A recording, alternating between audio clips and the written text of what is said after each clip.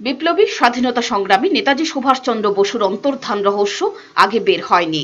তা বের করার জন্য বিভিন্ন কমিশনও গঠিত হয়েছিল, কিন্তু বেরিয়ে আসেনি। অন্তর্ধান রহস্যই থেকে গেল।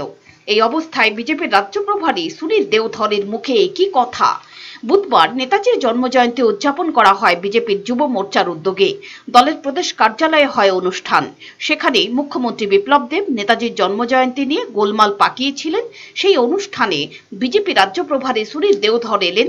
1945 সালে মৃত্যু হয়েছে নেতাজির, সেই রহস্য যাতে বের না হয়, সেই ফাইল নাকি চাপা দেয় কংগ্রেস। কি বলেছেন সুনীল দেওধর, শুনুন। 1945 में दुर्घटना में रहस्यमय मौत नेताजी सुभाष चंद्र बोस की हुई थी।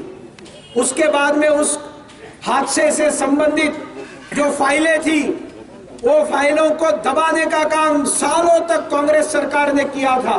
প্রশ্ন উঠছে, কি করে এই কথা জানলেন বিজেপি নেতা সুনীল দেওধর? নাকি বিতর্ক বাধাতেই এই কথা বলছেন? নিন্দুকেরা বলছেন অন্তর্ধান রহস্য উন্মোচনে গঠিত কোনো কমিশনের সদস্য ছিলেন কিনা তিনি। অবশ্য আজকাল বিজেপির একাংশ নেতা নিজেদের ইচ্ছে মতো নাকি অনেক কিছু আবিষ্কার করে ফেলেছেন। পিওর রিপোর্ট, চ্যানেল দিন রাত।